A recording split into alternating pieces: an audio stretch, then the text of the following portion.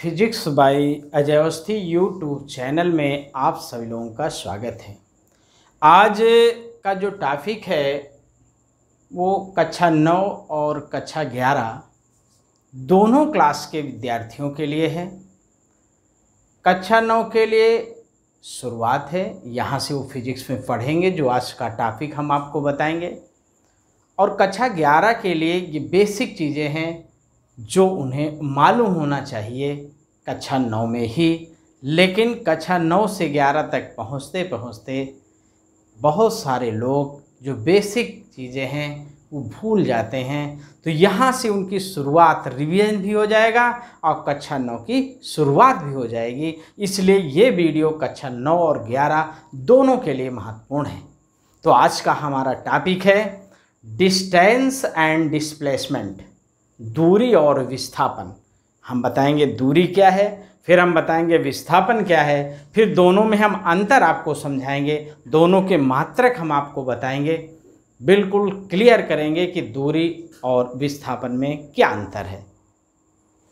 तो इस वीडियो को आप प्रारंभ से अंत तक देखें, कॉपी निकाल लें, पेन निकाल लें, उसमें जैसे जैसे हम आपको पढ़ाते चलें, बताते चलें, वैसे वैसे उसको आप नोट करते चलें, समझते जाएं।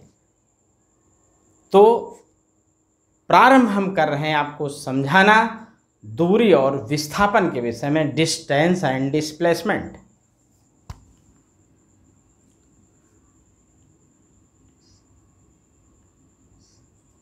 डिस्टेंस एंड डिस्प्लेसमेंट,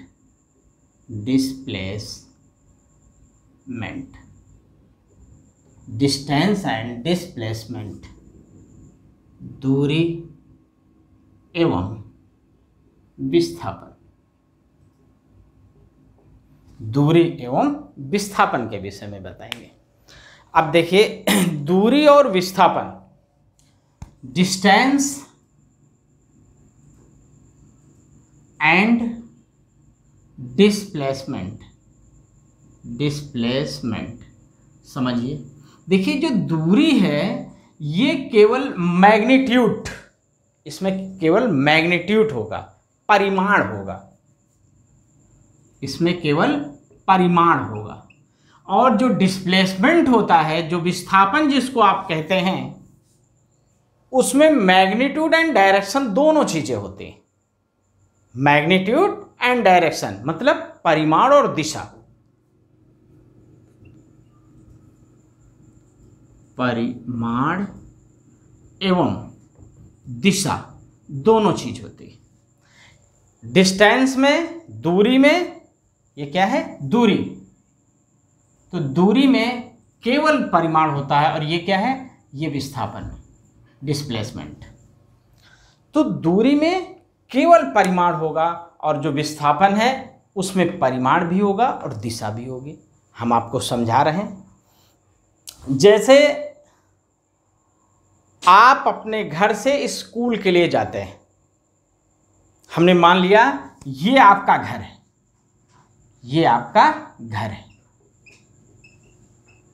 ये आपका घर है। स्कूल जाने के लिए देखिए आप कैसे चलते हैं अपने घर से स्कूल के लिए, एक पथ, एक रास्ता लेके हम आपको समझा रहे हैं डिस्टेंस और डिस्प्लेसमेंट, दूरी और विस्थापन। जैसे आप अपने घर से स्कूल जा रहे हैं, स्कूल जाने का रास्ता कैसे है, आप अपने घर से निकले और स्कूल जाने के लिए सबसे पहले आप 2 किलोमीटर नॉर्थ में चलते हैं, नॉर्थ, उत्तर दिशा में। देखिए डायरेक्शन इस तरह हम लेंगे, ये नॉर्थ होगा, ये नॉर्थ होगा, ये साउथ होगा, ये ईस्ट होगा, ये वेस्ट होगा, ये उत्तर, ये दक्षिण, ये पूर्व, ये पश्चिम। ठीक है। आप स्कूल जाने के लिए आपके घर से स्कूल का जो रास्ता है वो किस प्रकार का है, हम आपको समझा रहे हैं, कैसे आप अपने घर से स्कूल पहुंचेंगे। उसके बाद फिर जब आप स्कूल पहुंच जाएंगे तब हम आपको डिस्टेंस और डिस्प्लेसमेंट समझाएंगे, दूरी और विस्थापन में अंतर आपको समझाएंगे। आप अपने घर से चले, स्कूल जाने के लिए पहले आप 2 किलोमीटर उत्तर दिशा में चलते हैं। अपने घर से 2 किलोमीटर जब आप उत्तर दिशा में चलते हैं तो आप एक दूसरे रास्ते में जाना होता है। इतनी दूर चलने के बाद फिर मुड़ना पड़ता है। फिर नॉर्थ, जब 2 किलोमीटर आप नॉर्थ उत्तर दिशा में चल लेते हैं, तब फिर 2 किलोमीटर आप पूर्व दिशा में जाते हैं, ईस्ट। फिर 2 किलोमीटर आप पूर्व दिशा में जाते हैं। 2 किलोमीटर पूर्व दिशा में जाने के बाद फिर आप 3 किलोमीटर दक्षिण दिशा में जाते हैं। फिर आप 3 किलोमीटर दक्षिण दिशा में जाते हैं और दक्षिण दिशा में 3 किलोमीटर चलने के बाद आप अपने स्कूल पहुंच जाते हैं। आप अपने स्कूल पहुंच गए, समझ गए? अब आप अपने स्कूल पहुंच गए।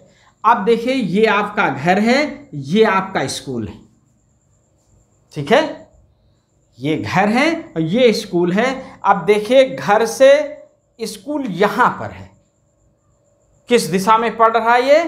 ये इस दिशा में पड़ रहा है। मीन्स किधर की तरफ? पूर्व दिशा की ओर। पूर्व और थोड़ा सा आप मान लीजिए दक्षिण, ठीक? इधर नीचे दक्षिण होगा, ये पूर्व होगा, ऐसे चलेंगे आप, ऐसे। तो यहां आप पहुंच गए स्कूल। तो दूरी क्या है? किसी ऑब्जेक्ट द्वारा तय की गई लंबाई को हम दूरी कहते हैं। किसी ऑब्जेक्ट द्वारा तय की गई कुल लंबाई को हम दूरी कहते हैं। तो यहां पे दूरी हम क्या लिखेंगे? दूरी लिखेंगे पूरी लंबाई, मतलब किसी ऑब्जेक्ट द्वारा, किसी वस्तु द्वारा तय की गई कुल लंबाई उस वस्तु की दूरी कहलाती है। तो कुल लंबाई आप कितना चले, कितनी लंबाई आपने तय की? पहले आप 2 किलोमीटर नॉर्थ में चले, फिर 2 किलोमीटर ईस्ट में चले, फिर 3 किलोमीटर साउथ चले, दक्षिण दिशा में चले, तब स्कूल पहुंचे। तो पहले इतनी लंबाई चले, फिर इतनी लंबाई चले, फिर इतनी लंबाई चले। Means 2 kilometre plus 2 kilometre plus 3 kilometre, means total हो गया 7 किलोमीटर। तो 7 किलोमीटर कुल लंबाई आपने 7 किलोमीटर तय की। तो ये 7 किलोमीटर क्या हो गई? दूरी हो गई, डिस्टेंस हो गई।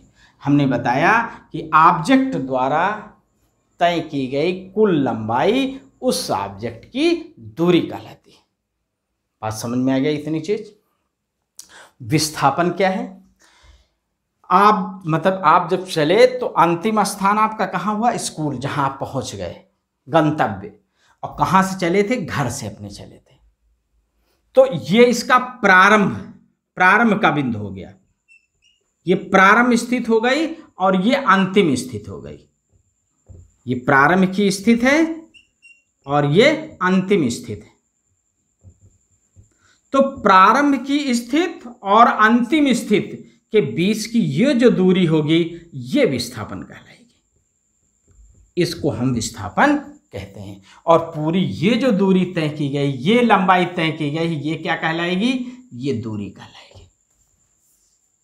तो हम कहेंगे कि किसी वस्तु द्वारा किसी ऑब्जेक्ट की प्रारंभिक और अंतिम स्थितियों के बीच की दूरी को, बीच की लंबाई को ही हम विस्थापन कहते हैं।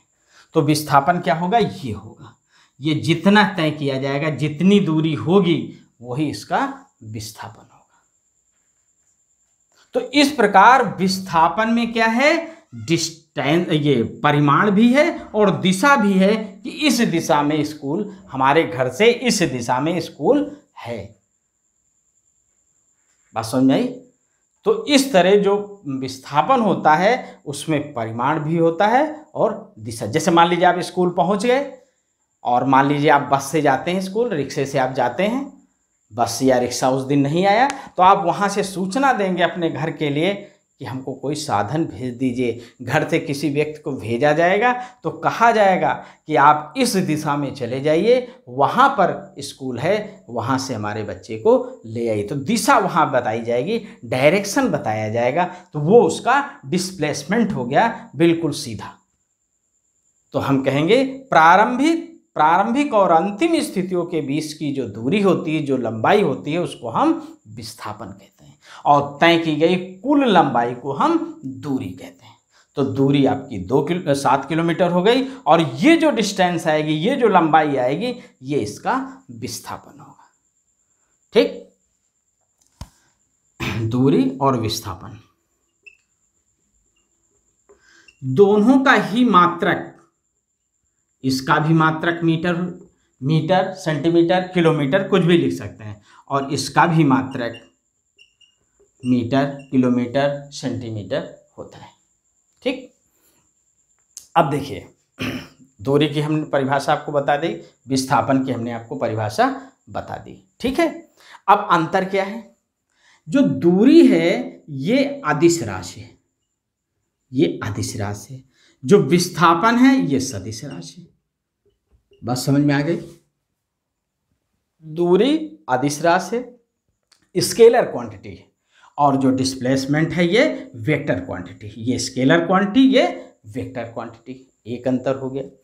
दूसरा अंतर क्या है कि जो दूरी है ये धनात्मक होती। दूरी क्या होती? धनात्मक होती, पॉजिटिव हमेशा, निगेटिव नहीं होगी दूरी। दूरी ना निगेटिव होगी ना जीरो होगी, पॉजिटिव, ऑलवेज पॉजिटिव, हमेशा धनात्मक होगी।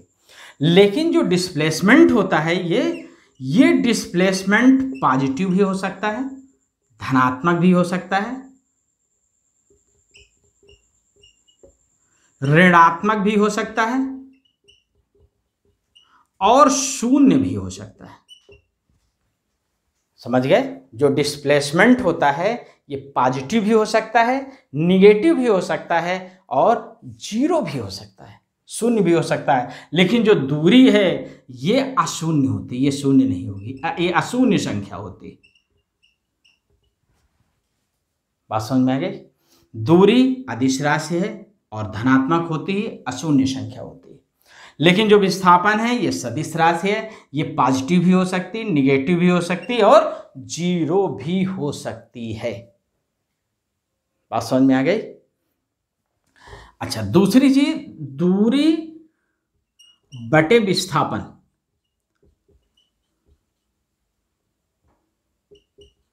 का जो अनुपात है यह या तो 1 के बराबर होगा या 1 से ज्यादा होगा।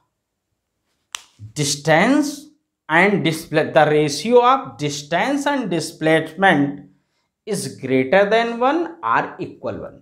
मतलब दूरी और विस्थापन का अनुपात या तो 1 के बराबर होगा या 1 से ज्यादा होगा। ये चीज आपको याद रखनी है कि प्रारंभिक और अंतिम स्थितियों के बीच की इस न्यूनतम दूरी को ही हम विस्थापन कहते हैं। तो ये जो न्यूनतम दूरी है यह इसका विस्थापन होगा। ठीक, अब जैसे कोई वृत्तीय पथ पर चल रहा हो, जैसे ये वृत्तीय पथ है, वृत्तीय पथ पर कोई व्यक्ति या कोई वस्तु ए बिंदु से चलना प्रारंभ करे और घूमते हुए इस वृत्तीय पथ पर घूमते हुए फिर ए बिंदु पर वापस आ जाए, तो इसकी प्रारंभिक स्थिति भी यही है और अंतिम स्थिति भी यही है। इसलिए इसका विस्थापन कितना होगा? 0 होगा। विस्थापन 0 होगा। लेकिन दूरी कितनी होगी? ये पूरी ये यहां से यहां तक की ये दूरी होगी, और दूरी लिखी जाएगी परिधि के बराबर 2πr। तो दूरी तो हो गई 2πr, लेकिन विस्थापन कितना होगा? 0 होगा, क्योंकि हम विस्थापन की परिभाषा में पढ़े हैं कि प्रारंभिक और अंतिम स्थितियों के बीच की दूरी को विस्थापन कहते हैं। जहां से चले थे वापस फिर जब इसी जगह आ गए तो प्रारंभिक स्थिति भी वही है और अंतिम स्थिति भी वही है, और प्रारंभिक और अंतिम स्थितियों के बीच की न्यूनतम दूरी को हम विस्थापन कहते हैं। तो न्यूनतम दूरी कितनी है? 0 है। इसलिए यहां पर अगर वृत्तीय पथ पर कोई कण या पिंड या वस्तु चल रही है, जहां से चले वहां वापस उसी बिंदु पर फिर आ जाए, तो विस्थापन 0 होगा, लेकिन दूरी उसकी परिधि के बराबर होगी। इसी तरह कोई अर्धवृत्ताकार पथ पे चल रहा हो, जैसे यहां से चले और यहां पर आ जाए, ये ए बिंदु है, ये बी बिंदु है, यहां से चले और ये यहां पर आ जाता है, तो चली गई दूरी ये होगी, ये पूरी दूरी होगी यहां से यहां तक, लेकिन विस्थापन क्या होगा? ये होगा, ये विस्थापन होगा। दोनों बिंदुओं प्रारंभिक और अंतिम स्थितियों के बीच की जो न्यूनतम दूरी होती है वो विस्थापन होती है, लेकिन टोटल चली गई लंबाई उसकी क्या होती है, दूरी होती है। तो इस तरह हमने दूरी और विस्थापन आपको समझा दिया है।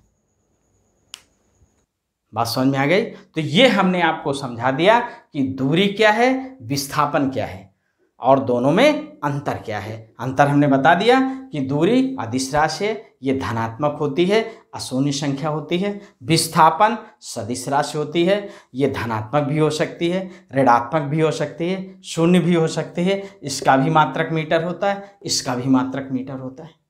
यहाँ स्केल रख के पैमाना मान लेंगे कुछ, 1 किलोमीटर बराबर 2 सेंटीमीटर या 2 छोटे खाने 5 छोटे खाने, इसको आप खींच लेंगे, यहाँ स्केल से नाप लेंगे तो आपको डिस्प्लेसमेंट मालूम हो जाएगा। तो इस तरह हमने दूरी और विस्थापन में आपको अंतर समझा दिया और हमने आपको परिभाषा समझा दी। करेक्ट?